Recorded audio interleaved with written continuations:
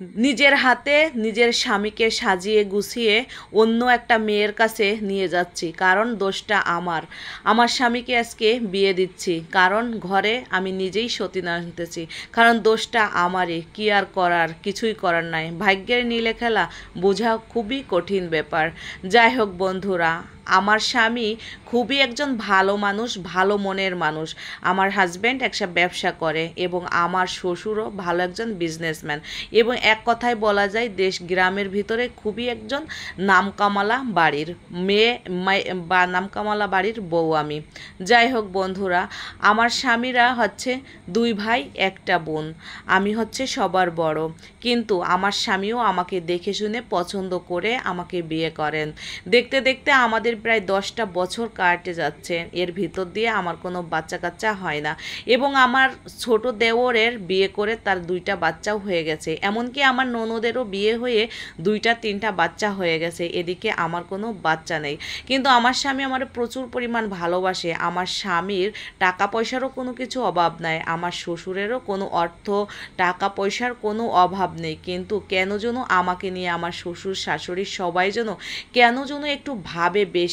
ভাবারই কথা, কারণ আমি বড় বেটার বউ, আর তাদের বড় সন্তানের কোনো ছেলে মেয়ে হচ্ছে না, এত ধন সম্পদ টাকা পয়সা এগুলা কে খাবে? আর মা হওয়ার কান্নার শখ জাগে, বাবা হওয়ার কান্নার শখ জাগে, দাদু দাদা হওয়ার কান্নার শখ জাগে। বাড়িতে বাচ্চা কাচ্চা আনন্দ ফুর্তি করবে, এটা সবাই চায়। কিন্তু আমার দেওর বাচ্চাদেরকে নিয়ে উনি ঢাকার শহর থাকে, আমি এবং আমার হাজব্যান্ড শ্বশুর শাশুড়ি বাড়িই থাকি, কারণ আমার হাজব্যান্ড আমার শ্বশুরের সঙ্গে বিজনেস করে, তাই আমার স্বামী আর কোথাও যেতে পারে না। যাই হোক বন্ধুরা, আমার স্বামী আমাকে কখনো কোনো দিনও বলে নাই যে আমাদের একটা বাচ্চা হয় না, সে কখনো বুঝতেই দেয় না। কিন্তু তার ভিতরে ভিতরে বাচ্চার খুবই প্রয়োজন, কিন্তু খোঁজে, খুব আফসোস করে। যদি আমার একটা সন্তান থাকতো, ঈদের সময় আমি কাপড় কিনে দিতাম, ঘুরতে নিয়ে যেতাম, মসজিদে নামাজ পড়তে নিয়ে যেতাম, মেয়ে বাচ্চা হলে ভালো ভালো ড্রেস কিনে দিতাম, এরকমের সে অনেকটা কল্পনা করে। যাই হোক, কিন্তু আমাকে কখনো সে বুঝতে দেয় নাই। ডাক্তার দেখালো, ডাক্তার বলল উনি কখনো কোনোদিনও মা হতে পারবে না। জানি না, ভাগ্যের নীলে খেলা বোঝা খুবই কঠিন ব্যাপার।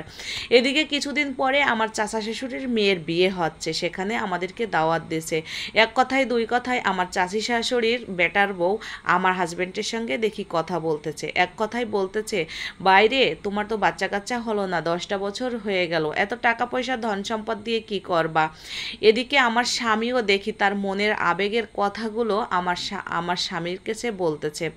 আমার স্বামী বলতেছে যে হ্যাঁ, আমারও খুব বাচ্চার আফসোস করে, বাচ্চাকে পড়ালেখা শেখাতাম, এরকম ঘুরতে নিয়ে যেতাম, বউকে নিয়ে বাহিরে নিয়ে যেতাম, এইগুলো কথা জুনুতিনরা বলা বলি করতেছে। আমি শুনেও এদিকে না শোনার ভাম ধরে থাকলাম। পরের দিন আমার যা আমাকে খোঁচা মেরেই কথাটা বলল হ্যাঁ গো, দেওরকে আবার বিয়ে দেব। আমি বললাম দেন, একটা কেন 10টা দেন, সমস্যা নেই। বলল যে হ্যাঁ, তোমার স্বামীর তো বাচ্চা কাচ্চার খুবই শখ, তার ইচ্ছা। কালকে অনেক টাইম ধরে গল্প করলাম। আমার এই কথা শুনে ভিতরে ভিতরে খুবই জ্বলতে থাকলো, কেন রে এই মানুষটা বাচ্চাদেরকে নিয়ে এত আনন্দ